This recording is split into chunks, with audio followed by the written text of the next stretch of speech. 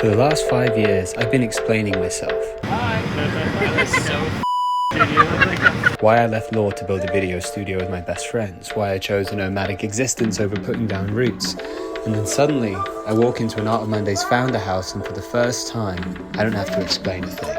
There's this feeling you get when you finally find your people. It's like... You can feel it in the streets on a... So these are my 4 lessons from lifestyle founders making over 6 figures, building dream lives around their businesses, not the other way around.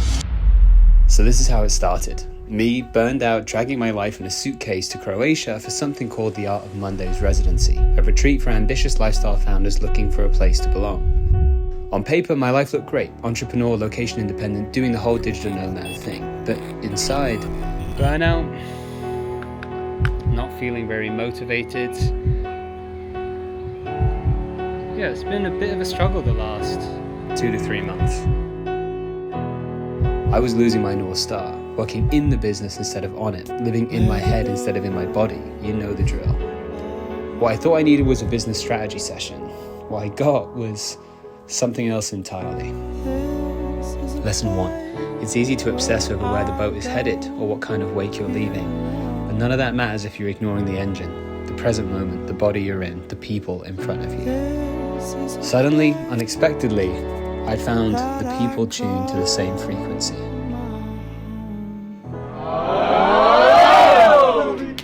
So who are those people? I love you. This is Dennis, a killer software engineer who gets praise from Phineas and Billie Eilish for his music production skills. That was my favorite. I couldn't have made that. Using just a few of our voice memos, he made this track you're listening to now in just a few days on the residency. Breathe in. The smiling Buddha with a MacBook. Dennis, mate, the light of your warm heart is pouring out your eyes. Keep it there.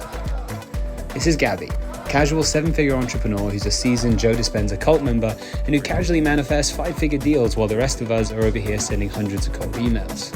What would Gabby say is a mantra that I'll keep on. Gratitude is like a loop. The more you give, the more you get. Haley successfully pitched the Sharks on Shark Tank, Paul makes a living selling golf carts online, Ezgi knows the vertical video formula for millions of views, Jeff is Tim Ferriss' natural successor. He runs a magazine in Bali, a real estate business in Lombok, and a successful SEO agency. I mean, ChatGPT couldn't have given me cooler founder bios if it tried, and they all contributed to my biggest breakthrough. Now, I came here looking for direction, for a roadmap, for the perfect business plan. But what I needed wasn't in the exclusive possession of my future self who'd achieved all his quarterly goals. Maybe you've been running for so hard for so long, trying to be the perfect founder, the perfect creator, the perfect whatever, always projecting into the future when you'd finally be enough. Lesson 3. But what if the next step isn't something you build, it's someone you trust? What if that anger and pressure you put on yourself now isn't the reason you're successful, but is instead the very thing holding you back? Something happens when you find your people. Your nervous system shifts. It's not about the castle, though that didn't hurt.